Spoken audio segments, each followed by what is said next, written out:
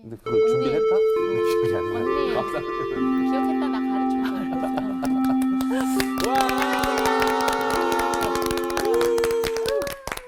안녕하세요. 네, 안녕하세요. 안녕하십니까. 우리 인정자매 오랜만이에요. 네, 선생님 보고 싶어서 왔어요. 네. 머리를 뭐 중국 아니, 잠깐 제가 미용실에서 잠깐 돌았는데 누가 똥을 싸놓고 갔더라고요. 머리에다가.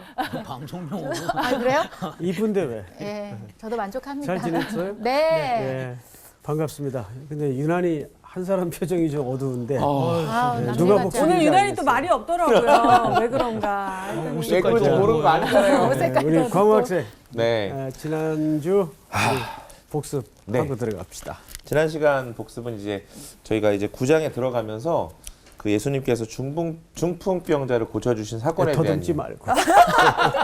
중풍병자가 고쳐진 사건에 대해서 이제 이야기를 해주셨는데 좀 이렇게 고쳐주신 내용이 중풍병이라고 단정짓기는 좀 어렵다. 이 몸이 마비된 증상을 일컬다 보니 해석의 차원으로 이렇게 중풍병이라고 썼던 것 같다고 얘기해 주셨고 또 한 가지가 보통 저희는 이제 침상에 누운 중풍병자가 내 친구를 이렇게 이해하는데 내 친구도 친구라는 단어는 없고 이제 내 동네 사람 정도로 이해하는 게 좋다고 얘기를 해주셨는데 그 네 사람을 통해서 이제 그 몸이 마비된 자가 예수님께로 옵니다. 근데 그 예수님이 작은 자야 안심해라. 너의 죄가 사해졌다라고 얘기해 주셨는데 거기에 대한 이제 오해를 좀 풀어주셨죠. 왜 예수님은 고쳐주셨는데 죄가 사해졌다고 해결됐다고 얘기해 주셨을까에 대한 부분은 결국은 그 마태복음 4장 17절에 나와 있는 회개하라 천국이 가까이 왔다. 그러니까 하나님의 나라가 가까이 온 것에 대한 이 구원을 이 마치 그냥 미라클 기적으로 치유된 사건이 아니라 이제 구원에 대한 하나의 그 사인으로 표적으로 주신 사건이다. 그래서 하나님 나라의 신 예수 그리스도가 오신 것에 대해서 왜냐하면 마지막 때 하나님의 나라가 임하면 눈먼 자가 눈을 뜨고 앉은 뱅이가 일어나는 역사들이 일어날 거다라고 해주셨기 때문에 그 하나님 나라가 임했다라고 하는 것에 대한 표적을 주신 거였고 하지만 하나님의 나라가 임했다고 해서 끝난 게 아니라 예수님이 오신 사건으로부터 이제 다시 우리가 시험지 걷게 될 날을 만나게 될 텐데 그 하나님의 나라를 위해서 살아가는 우리의 모습 속에서는 사실 시험이 마치 조금 더 어려운 문제를 내서 그 사람의 실력을 키우듯이 우리 교회로 살아간다는 게 때로는 굉장히 어렵게 느껴질 수 있지만 우리가 이 땅에 있는 많은 작은 자들을 위해서 작은 자가 뭐야? 키 작은 사람 얘기하는 거예요? 아니죠. 그렇게 얘기하셨잖아요. 그게 아니라 작은 자 정말 그때 조금 어린 영혼이 그렇게 몸이 아팠던 것인데 그 작은 자의 믿음이 아니라 그 네 사람의 믿음을 보시고 예수님이 그를 고쳐주셨던 것처럼 사실 우리에게 여러 가지 어려운 숙제들이 있지만 다시 오실 예수님 앞에서 우리가 그분을 기다리면서 교회로 살아가야 되는 것이 중요하겠다라는 생각을 했습니다. 네. 김마무리. 너무 좋았다. 땀나. 네 사람의 믿음을 보시고 네. 그 작은 자를 고쳐주셨죠. 네. 제가 지금 일부러 말을 좀 천천히 했어요. 네. 왜냐하면 너무 정리를 잘 하셨는데 떨려가지고. 이게 이제 간격 없이 빨라 쏟아지다 보니까 네. 듣는 입장에선 미처 잘 안 들어올 맞습니다. 수가 있단 네, 말이에요. 네. 그래서 이게 말도 음악하고 똑같아요. 맞습니다. 네. 늦추고 빨랐다가 네. 호흡을 끊고 그게 똑같아요. 맞아요. 잘하셨어요. 잘못했습니다. 근데 중요한 거는 왜 네 사람의 믿음을 보시고 엉뚱한 사람을 고치셨을까? 네. 그 부분이 설명이 돼야 돼요. 네. 누가 다른 사람 얘기 궁금하다 진짜. 해볼 수 있는 사람. 해보세요. 다른 분들 얘기 안 하시잖아요. 수혜 학생 한번 얘기해 보세요. 자, 김상훈 씨. 어떻게 된 거예요? 네. 그러니까 네 사람 믿음을 딱 보시고 그거 설명을 우리 도수 씨가 하실 거예요. 기대돼. 자, 시간이 없으니까 네 사람의 믿음을 봤다는 말은 네 사람의 좋은 확신과 건강한 믿음을 봤다는 말이 아니고 그 네 사람의 믿음의 상태 뭐밖에 없었어요. 절실함. 네. 절실함밖에 없었어요. 네. 네. 그 예수님이 그것을 어떻게 여기신 거죠? 인정하신 것이 아니라 네. 긍휼히 긍휼히 여기신 봐주셨죠. 이렇게 한 작은 생명에 대해서 어찌할 수 없는 인생들에 대한 공고한 상태를 아시고 그 뜻이에요. 네. 네. 보시고라는 말. 예. 그 부분까지 설명이 돼야 네. 지난주 복습이 마무리가 깔끔하게 그랬으면 됩니다. 아니 좋았어요. 좋았어요. 오늘 수업 마태복음 28강 원하시는 예배는 무엇인가? 자 이제 오늘 네. 우리 9절서부터 네. 9장 9절서부터 우리 상훈 학생. 네. 예수께서 그곳을 떠나 지나가시다가 마테라 하는 사람이 세관에 앉아 있는 것을 보시고 이르시되 나를 따르라 하시니 일어나 따르니라. 예수께서 마태의 집에서 앉아 음식을 잡수실 때 많은 세리와 죄인들이 와서 예수와 그의 제자들과 함께 앉았더니 바리새인들이 보고 그의 제자들에게 이르되 어찌하여 너희 선생은 세리와 죄인들과 함께 잡수시느냐. 예수께서 들으시고 이르시되 건강한 자에게는 의사가 쓸데없고 병든 자에게라야 쓸데있느니라. 너희는 가서 내가 긍휼을 원하고 제사를 원하지 아니하노라 하신 뜻이 무엇인지 배우라. 나는 의인을 부르러 온 것이 아니요 죄인을 부르러 왔노라 하시니라. 그때 요한의 제자들이 예수께 나와 이르되 우리와 바리새인들은 금식하는데 어찌하여 당신의 제자들은 금식하지 아니하나이까. 예수께서 그들에게 이르시되 혼인집 손님들이 신랑과 함께 있을 동안에 슬퍼할 수 있느냐. 그러나 신랑을 빼앗길 날이 이르리니 그때에는 금식할 것이니라. 생배 조각을 낡은 옷에 붙이는 자가 없나니 이는 기운 것이 그 옷을 당기어 헤어짐이 더하게 됨이요. 새 포도주를 낡은 가죽 부대에 넣지 아니하나니 그렇게 하면 부대가 터져 포도주도 쏟아지고 부대도 버리게 됨이라. 새 포도주는 새 부대에 넣어야 둘이 다 보존되느니라. 예. 자, 이제 지난 시간 내용에 이어서 나오는 내용이라는 문맥을 좀 유심히 보셔야 되는데 8절을 다시 한번 보실까요? 그렇게 치유된 현장을 보고 무리가 두려워하며 이런 권능을 누구에게 주신? 사람에게. 네, 이제 우리 여기 지금 마태복음에는 사람이라고 되어 있지만 이게 원래 복수예요. 사람들에게 주신 하나님께 뭘 돌렸어요? 영광을 돌렸어요. 제가 지난주 세 단어를 마태복음에서 항상 기억하라고 설명을 했죠. 네. 네. 그 세 단어가 뭐예요? 권능과 영광, 그 앞에? 나라. 나라. 그렇죠. 오. 예. 자, 무슨 얘기냐면 아까 이제 복습 시간에 마태복음 4장 17절을 언급하셨어요. 네. 천국이 어떻게 했다고 돼 있죠? 가까이. 가까이 왔느니라. 하나님의 나라가 임함을 얘기해요. 네. 자, 첫째가 하나님의 나라. 두 번째가 그 나라가 임하면 무엇이 같이 임하죠? 권능. 그렇죠. 권능을 받고 권능. 그다음에 세 번째 그 영광. 권능의 끝은 뭐예요? 영광. 영광이에요. 영광. 이것이 마태복음의 이렇게 척추 같은 주제예요. 네. 우리 몸으로 치자면 척추에 해당하는 매우 중요한 주제가 이 세 단어입니다. 그런데 우리 저기 윤정 학생 한번 물어볼게요. 네. 우리 보통 말 습관 속에 하나님께 영광을 돌립니다. 네. 그런 표현 자주 하죠. 예, 하죠. 예, 하나님께 영광을 돌리는 삶을 살겠습니다. 영광 돌리는 게 뭐예요? 이게 내가 한 게 아니라 이게 다 하나님이 하셨다라고 인정하는 거 아닌가요? 뭐 비슷해요. 그걸 조금 더 이제 설명을 덧붙이자면 내가 무슨 일을 하든지 그 속에 하나님의 행하심과 그분이 드러나야 네. 영광이 되는 거예요. 자, 그렇다면 우리는 보통 영광을 내가 뭔가를 바리바리 장만해가지고 하나님께 이렇게 갖다가 바치는 개념으로만 이해를 한단 말이에요. 그러니까 어떤 그 설명들이 난무하냐면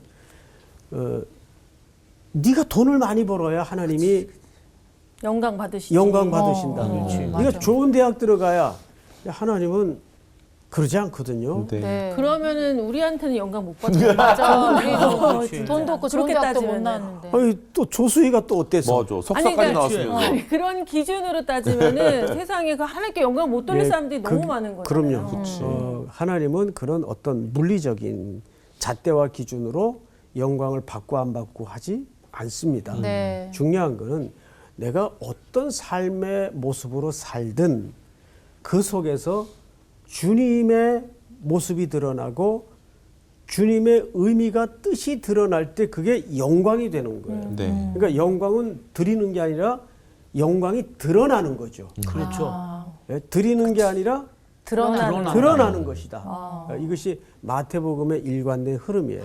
자, 오늘 이제 갈 길이 머니까 네. 이 정도 하고 자, 그러면 이제 본문부터 쭉 보십시다. 9절. 예수께서 그곳을 떠나 지나가시다가 마테라 하는 사람이 세관에 앉아 있는 것을 보셨다.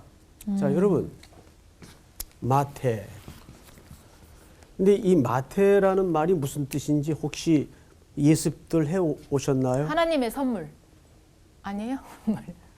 예습을 하셨군요. 오. 예. 마테라는 의미는 하나님의 선물이에요. 예, 맞습니다. 자, 그러면 우리 윤정자매. 네? 그러면 이 이름이 예수님을 만나기 전의 이름일까요? 후의 이름일까요? 예수님을 만나고 난 뒤에 예수님이 이 마테라는 이름을 지어준 걸로 알고 있는데. 그렇죠. 맞아요? 맞아요. 예, 아, 나 왜 이래? 나도 놀랬어 훌륭하다, 지금. 훌륭하다. 원래 이름이 레위예요. 레위. 그런데 마테라는 이름은 하나님의 선물이라는 걸로 봐서 예수님 만난 이후에 붙여진 이름으로 추정이 되는 네. 겁니다. 여기 눌러 앉겠는데. 자, 그런데 중요한 거는 뭐냐면 이 당시 사람들은 보통 이름들이 2개씩은 보통 가지고 있었어요. 맞아, 맞아. 예, 보통 이름 혹시 몇 개예요? 광호 학생. 이름요? 어릴 때부터. 어릴 때부터요? 예. 별명은 많았죠. 별명 말고. 네. 이름. 예. 이름. 난 이름이 진짜 여러 나도 개인 두 사람이 있나? 개였어. 진짜? 집에서는 혜정이라 부르고 학교 들어갈 때는 윤정이라고 오. 했어요. 네. 예, 옛날에 혜정이 많았죠. 맞아요. 집집마다 혜정이 다 있지 않아? 제 여동생 이름도 혜정이가 아, 하나 있어요. 그래요? 예. 그렇게 이제 2개씩이 유행이 아니라 있었던 이유는 헬라 제국 아래서의 이름과 그다음에 유대식 이름이 달랐어요. 그렇지. 유대식 이름. 자, 그러면 이제 본문을 다시 보세요. 9절. 예수께서 그곳을 떠나 지나가시다가 마테라 하는 사람이 어디에 앉아 있었어요? 세관. 여러분, 이게 세관이라고 하니까 뭐 번듯한 건물이 있고 이런 세관이 아니라 그냥 바닷가에 좌판 놓고 거기다가 돈다발 받아가면서 장부 써가면서 하는 정도의 이동식 세관을 얘기합니다. 그러니까 이것은 오늘날 우리가 생각하는 그런 세관의 의미와는 조금 다르죠. 자, 근데 문제는 뭐냐 하면 이 세관은 아무나 하는 일이 아니에요. 적어도 바일링글이 가능해야 돼요. 그러니까 여러 예를 들어 언어가. 여러 언어가 가능해야 똑똑해야 되네. 그렇죠. 무역하는 사람들과 세금 관계 그 해석이. 복잡한 언어를 이해할 수 있고 소통할 수 있기 때문에. 네. 근데 그 원리는 오늘날에도 마찬가지인 것 같아요. 이륜차 세금이 다르고 또 그쵸. 사륜차 세금이 네, 다르죠. 지금도 네네. 그렇죠. 네. 지금도. 네. 그러니까 그때도 마차가 바퀴가 몇 개냐에 따라서 세금이 달라지고 또 고기 잡는 사람들은 고기 어획량에 따라서 세금이 다. 먹이는 세금이 달라져요. 근데 그것은 뭐 그럴 수밖에 없겠죠. 네. 그러니까 별의별 세금 종류가 다 있었어요. 자, 그런데 문제는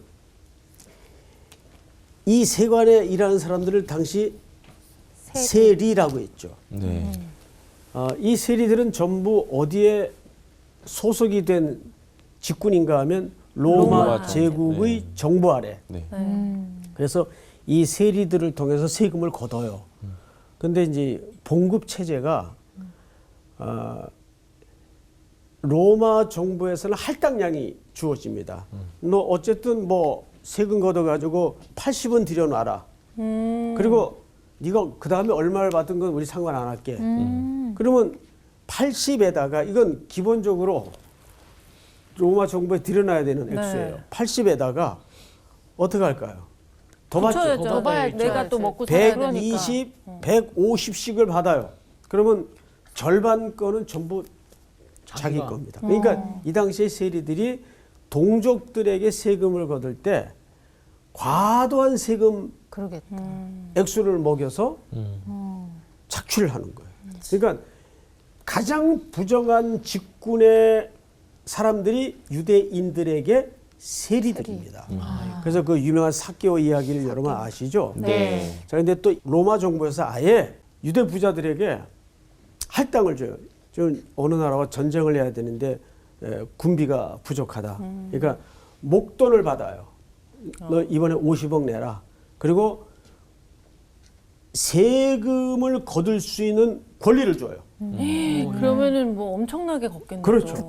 그러니까 자기가 50억을 로마 정부에 냈으니까 그 이상을 그렇죠. 뜯어내야 이게 뭐야? 남는 게 있을 네. 거 아니에요. 그러니까 동족들에게 이 사람들이 겪는 그 정서적 대우가 어떠했겠는가? 어떠했겠어요? 친일파 같은 느낌. 예, 정확히 그런 느낌이었겠죠. 예. 일본 쪽에 붙어서 네네네. 동족을 잡아놓고 괴롭히고 밀정이라는 영화에 보면 그런 유사한 관계들이 맞아요. 등장을 합니다. 자, 그런데 여기 9절 사람이 마테라 하는 사람이 세관에 어떻게 한 걸 보셨어요? 앉아 있는 있는 거. 것을 보시고. 앉아 있는 걸 보셨어요. 그러니까 여러분 성경은 참 우리가 면밀하게 살피지 않으면 안 되는 것이 앉아 있다 그러니까 지금 여러분들처럼 그 앉아 있는 동작을 묘사한 글이 아니에요. 보통 예수께서 산에 올라 어떻게 하사? 안주사. 앉으사 이렇게 앉으사. 네. 그러면 이 앉는다는 유대식 표현은 통치와 권리가 시행된다 그 말이에요. 그러니까 이 세리가 마테라는 세리가 세관에 앉아 있다라는 말은 거기에서 인생을 경영하고 삶을 영위했다 그 뜻이에요. 그러니까 여기에는 많은 의미들이 축약된 표현이란 말이죠. 네. 그냥 거기 저 앉아 있네 이런 어떤 겉의 모양이나 태도를 설명하는 묘사가 아니라 그 말이에요. 그래서 시편에 보면 복 있는 사람은 오만한 자의 자리에 앉지 앉지 아니고 왜 앉지 아니하고 그랬을까요? 길에 서지 아니하면 이런 말은 전부 그 사람이 그 삶의 자리에서 완전히 동화가 돼가지고 살아가고 있다 그 말이에요. 그러니까 이 말도 지금 마태는 세관에 앉아서 그 직업을 가지고 일생을 그냥 그렇게 일생 살아오던. 그렇죠. 인생의 목적을 두고 거기에서 열심히 살아가고 있었다 그 말이에요. 앉으니. 근데 그거를 성경을 잘 보세요. 앉아 있는 것을 보시고 그랬어요. 보시고. 여러분 이 보시고라는 말이 어마어마하게 중요한 말이에요. 보시고라는 말은 무슨 뜻인가 하면 그 이렇게 look at 뭐 이런 의미가 아니라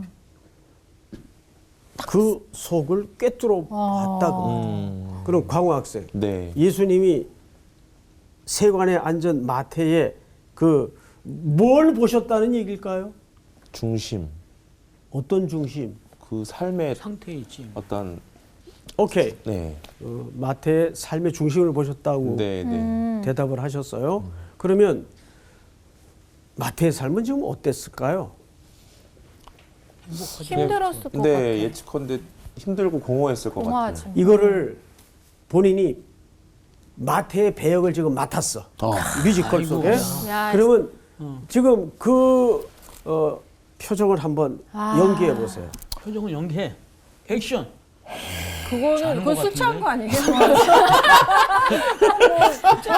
많이 취해서 과음하셨네. 정말. 자, 우리 상원 학생이 한번 이제 마태야. 마태. 세관에 앉았어. 네. 그러니까 뭔가 그랬을 것 같아요. 뭐 동족들한테도 사랑을 못 받고 그렇지. 로마인한테도 그렇지. 인정을 못 바로 받고 그거예요. 그러니까 외로운 마치 그 표정. 박쥐와 같은 That's right. 여기도 못 속하고 여기도 못 속하고 그렇지. 액션. 그렇기 때문에 어떤 표정이 좋으면서 싫고 좋으면서 싫고 뭔가 그랬을 것 같아요. 뭔가 과하긴 한데 내가 뭔가 와가 닿긴 하다. 그만. 에이, 시킨 내가 잘못했어.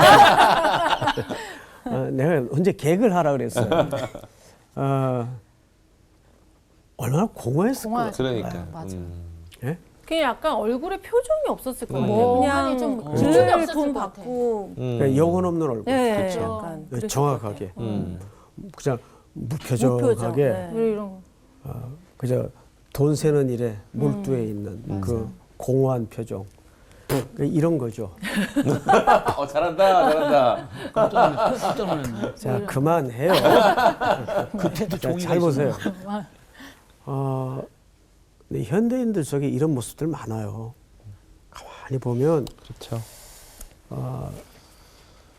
열심히 뛰고 달려서 좋은 집도 살게 되고 좋은 자동차도 타게 되고 뭐 배곰지 않고 넉넉해요.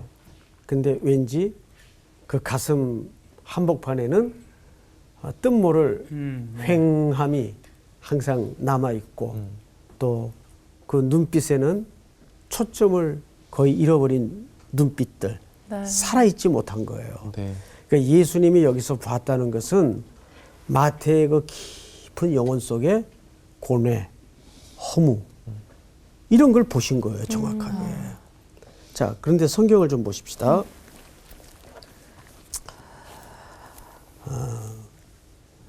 보시고 이르시되 나를 따르라 하시니 일어나 따랐다. 말이 돼요? 와. 아니 와. 그렇게 이제 앉아 있는데 네. 예수님이 이렇게 유심히 보시다가 나를 따라오너라. 예. 네 그러고 갈 뻔했어 진짜.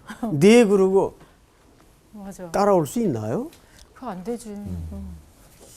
여러분 그러니까 우리가 항상 제가 늘 강조하는 얘기가 성경을 읽을 때는 문자를 읽지 말고 문자 넘어 표정. 하나님의 아니지. 표정을 만나라 그랬어요. 예?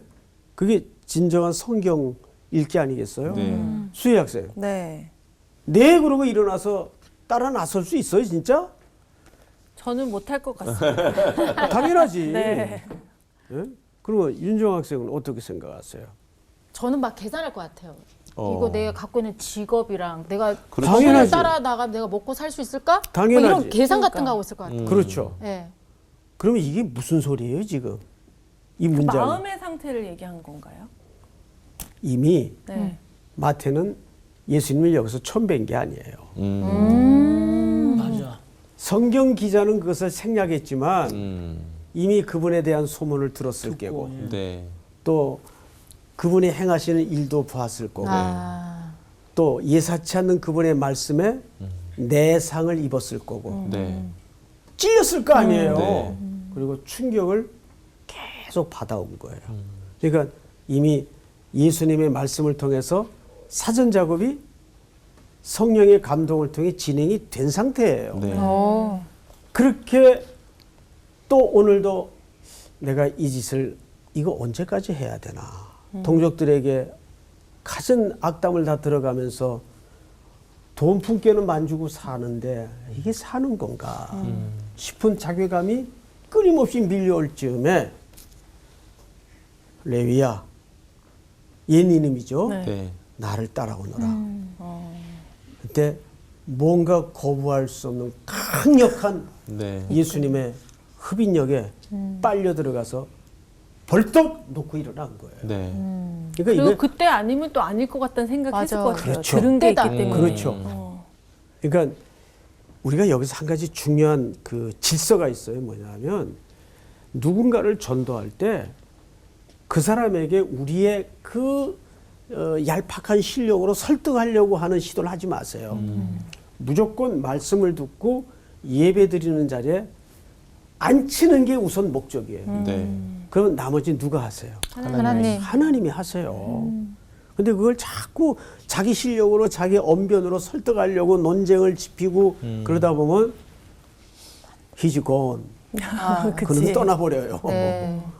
그러니까 마태도 사실은 예수님을 만나기 전에 이미 예수님의 말씀, 그분에 대한 소문, 그분이 행하신 일들 이거 왜 몰랐겠어? 이 좁은 공동체인데. 근데 어느 날 아니 그분이 이 공허한 내 마음을 어떻게 하시고 근데 갑자기 나를 유심히 보시더니 그 깊은 눈으로 따라오너라. 이 따라오너라라는 말은 또 다른 표현이 이런 뜻입니다. 나와 함께 걷자 그 뜻이에요. 나와 함께 걷자. 여러분 그 창세기 12장을 빨리 찾아보세요. 창세기 12장. 자, 12장 네. 1절만 전체 한번 같이 읽어볼까요? 시작. 여호와께서 아브라함에게 이르시되 너는 너의 고향과 친척과 아버지의 집을 떠나 내가 내게 보여줄 땅으로 가라. 자, 저를 보세요. 여기 떠나 어떡하라고 돼 있죠? 가라. 가라. 그래서 이 고 동사가 우리는 지나치게 왜곡되어 강조되어 있어요. 여기서 가라는 말은 히브리 말로 하라크라는 말을 써요. 하라크. 근데 이 하라크라는 말이 여러분 무슨 뜻인가 하면 함께 걷자 그 뜻이에요. 하크가 아니라 하라크. 하라크. 예. 그러니까 하나님께서 이 이방 땅에 살던 천둥 벌거숭이 같은 아직 믿음도 제대로 연결되지 않는 아브라함에게 내가 네게 보여줄 땅으로 가라라는 말은 그 등을 미는 동작이 아니고 내가 함께 걸을게 떠나자 그 뜻이에요. 근데 느낌이 완전 달라요. 그 가라라고 했을 때는 뭔가 내가 혼자 해야 될 것 같은 두려움이 그렇죠. 앞설 것 같은데 함께 걷자를 했을 때 왠지 더 용기 내서 더 갈 수 있을 그런 게 예. 생기는 것 같아요. 그 느낌이 완전히 완전 다르죠. 달라요. 네. 그러니까 하라크라는 말은 하나님이 아브라함과 함께 걷겠다 그 뜻이에요. 근데 오늘 여기서도 나를 따라오너라 할 때는 내가 너하고 함께 이 길을 가고 싶다 그 말이에요. 그렇게 지금 공허함과 깊은 고뇌에 묶여 있는 그 한 영혼을 심히 보시다가 예 나를 따라오너라 했을 때 그 부름받은 희열 예? 그게 얼마나 놀라웠을까. 여러 사람 중에 거기에 여러 세리들도 있었을 거 아니에요. 네. 바닷가에는 뭐 얼마나 사람들이 많았겠어요. 어항이니까. 그런데 예수님이 유심히 조수희를 보시더니 와. 수희야 나랑 같이 수위 가자. 하는 순간 일어나죠. 나랑 같이 가자. 그러니까 성경에는 많은 이런 표정들이 생략돼 있단 말이에요. 그러니까 이런 걸 우려낼 수 있는 묵상의 시간이 필요해요. 네. 네. 깊이 주님과 말씀을 대면해서 앉아 있는 거예요. 주님, 여기엔 어떤 하나님의 마음이 담아져 있죠? 자꾸 말씀과 대화를 건네는 거죠. 자, 성경을 다시 보십시다. 네. 10절 예수께서 마태의 집에서 앉아 음식을 잡수실 때에 많은 세리와 죄인들이 와서 예수와 그의 제자들과 함께 여기 또 뭐예요? 앉았더니 예 여기 앉았더라는 말은 사실 그 기대어 눕다 그 뜻이에요. 왜냐하면 유대인들은 식사를 반쯤 소처럼 반쯤 기대어 누워서. 빙 서클을 만들어서 하지 않습니까? 자 그런데 예수님 지금 누구랑 식사를 하고 계시죠? 세리와 세리와 죄인. 죄인들. 이라고 얘기했어요. 네. 자, 그럼 이게 뭐 이렇게 크게 문제일까? 근데 유대인들의 식사법을 이해하셔야 돼요. 네. 유대인들은 체면 문화가 목숨 같아요. 네. 체면 문화가. 그래서 만약에 높은 신분의 사람이 낮은 신분의 사람과 함께 식사를 한다는 것은 수치예요. 네. 그 사회는 그렇게 이해를 했어요. 그러니까 내가 오늘도 누구랑 식탁을 같이 하고 누구랑 식사를 했느냐에 따라서 내 격이 결정되는 거예요. 네. 내가 너무도 사회적으로 형편없는 사람과 앉아 식사를 했다면 그건 내 격이 수치예요. 그 사람이 올라가는 게 아니라 올랐던 그렇죠. 사람이 그 사람이 내려가는 올라가는 게 아니라 내 격이 떨어지는 거예요. 이것이 이 당시 유대 사회의 문화. 보이지 않는 신분이요 계급이에요. 네. 네. 질서예요. 원리예요. 근데 지금 메시아이신 하나님의 아들 예수 그리스도께서 마태의 집, 그 당시 죄인이라고 손가락질 받던 그 사람의 집에 들어가서 뭘 하고 계세요? 식사. 식탁 교제를 하고 계세요. 그래서 이 식탁 교제를 어느 신학자들은 아주 중요한 표현입니다. 네.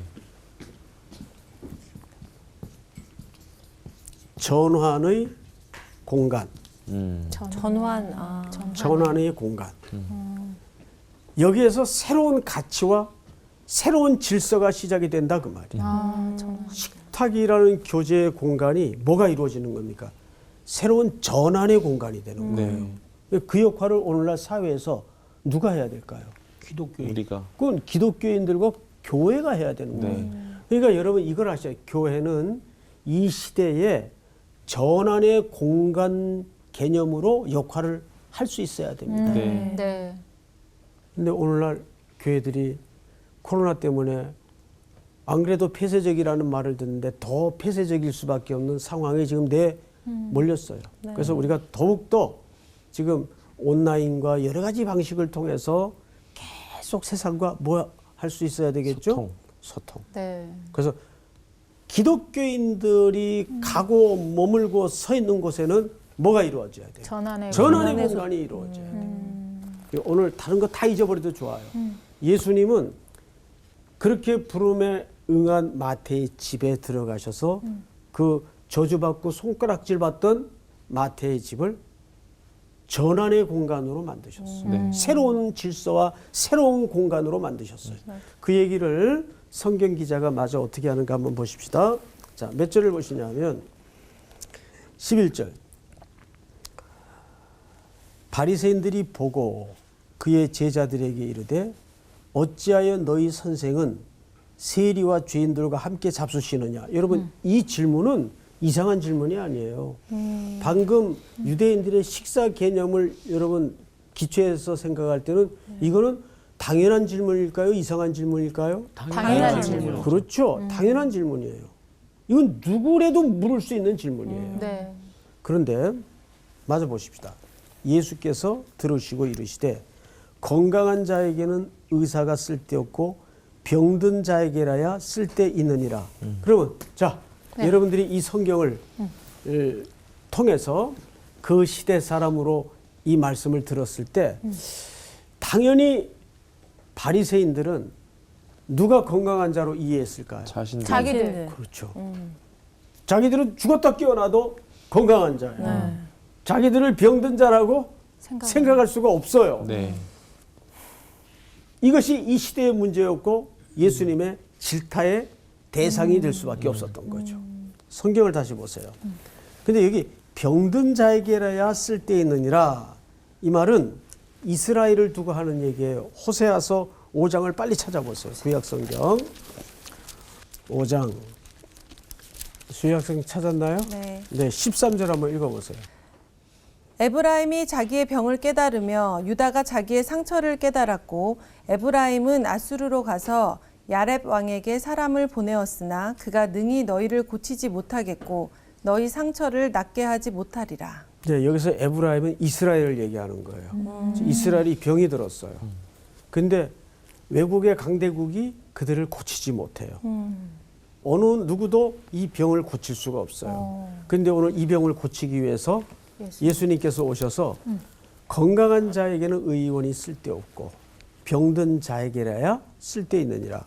그러면 여기서 의원은 누구십니까? 예수님. 우리의 질병을 고치러 오신 예수님을 얘기하는 거예요. 자, 성경을 마저 보십시다. 13절. 너희는 가서 내가 긍휼을 원하고 제사를 원하지 아니하노라 하신 뜻이 무엇인지 배우라. 나는 의인을 부르러 온 것이 아니요 죄인을 부르러 왔노라. 예수님은 여기서 긍휼을 원하고 뭘 원하지 않는데요? 제사를 원하지 아니야. 이거는 있을 수 없는 혁명에 가까운 발언이에요. 예. 구약은 제사로 시작해서 제사로 끝나요. 네. 근데 네. 제사를 원치 않는데요. 근데 이 깨달음을 누가 처음 발언했는지 아세요? 다윗입니다. 다윗이 밧세바 사건을 겪고 나서 네. 나단 선지자의 매서운 질타 앞에 무너지죠. 네.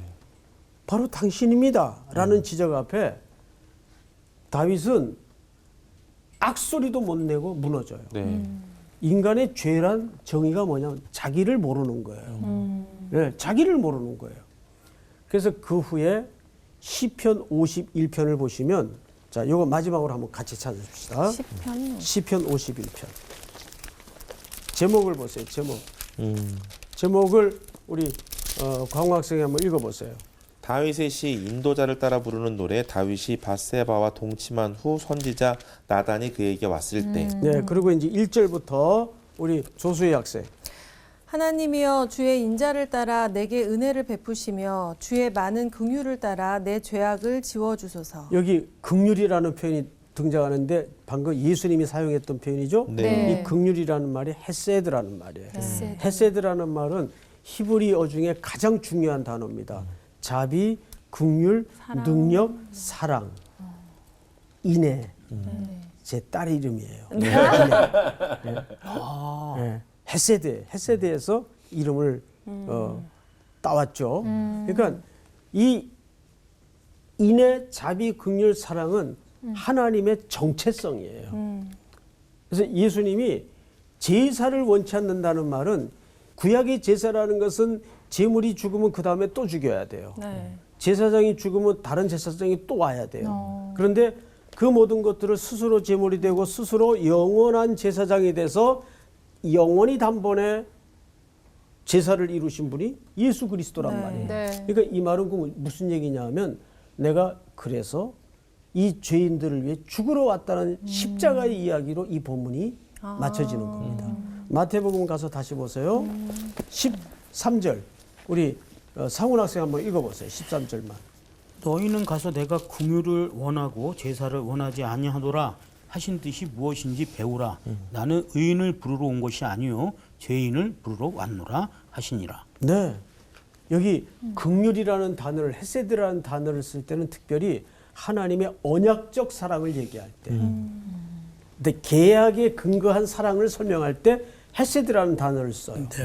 긍휼이라는 단어를 써요. 그러면 이게 왜 계약에 근거한 사랑을 설명할 때 중요하냐 하면 하나님은 언약을 성취하기 위해서 누구를 보내신 거예요. 예수 그리스도. 그러니까 하나님의 집념과 성실하심은 어마어마하고 무시무시한 고집이에요. 그러니까 이런 걸 아셔야 돼요. 우리가 사랑하면 성실해져요. 수희 학생 그래요 안 그래요? 네, 그런 것 같습니다. 예, 내가 누군가에 대해서 진짜 사랑하면 1년 내내 그녀의 집 앞에 장미꽃송이를 들고 서 있을 수 있어요. 성실해지는 거죠. 맞습니다. 그런 사람이 없었지. 그런 사람이 없죠. 예수님 외에는. 예? 예수님 외에는 그런 사람이 없죠. 우리 수님 씨. 그래서 저는 그 예레미야가 고백했던 하나님, 여호와의 자비와 긍휼이 무궁하심으로 우리가 진멸되지 아니함이다. 이것이 아침마다 새로우니 주의 뭐가 크도소이다. 성실하심. 성실하심. 성실. 사랑해서 성실함. 예수님은 우리에게 그렇게 지고한 성실하심을 보여주시는 거예요. 오늘 공부는 여기까지. 아니 시작한 지 얼마 됐다고 벌써 끝나요? 그치? 우리 반수업 원래 이렇게 원래 이래요. 순서같이 지나가요. 나 지금 눈 깜짝할 사이에. 수업은 이래요 항상. 사실 우리가 맨날 말로는 하나님 사랑해요, 예수님 사랑해요 하는데 내가 과연 하나님의 성실하심에 비할 바는 못 되죠. 얼마나 성실하게 하나님 앞으로 나아가는가를 봤을 때 정말 성실의 시옷자도 꺼내기 어렵구나. 저는 오늘 다시 한번 교회는 먹이는 곳이다라는 생각을 하게 됐습니다. 아, 먹는 거였고 잘 먹이는 교회 아니에요? 아까 거기? 말씀드렸잖아요. 전환의 공간. 맞아, 전환의 초대교회에서는 성찬식을 제일 중요하게 여겼대요. 맞아요. 밥상교제가 너무 중요하다고 생각해요. 맞아. 아, 우리가 더 성실하신 하나님의 사랑으로 많은 이들을 더 그렇게 섬겨야 되겠다. 그 교회 가면 많이 주나요? 많이 줍니다. 네네, 해주십시오. 알겠습니다. 네. 오늘 때는 과호가 쏜다. 네. 고기 구우러 갑시다. 먹으러 가자.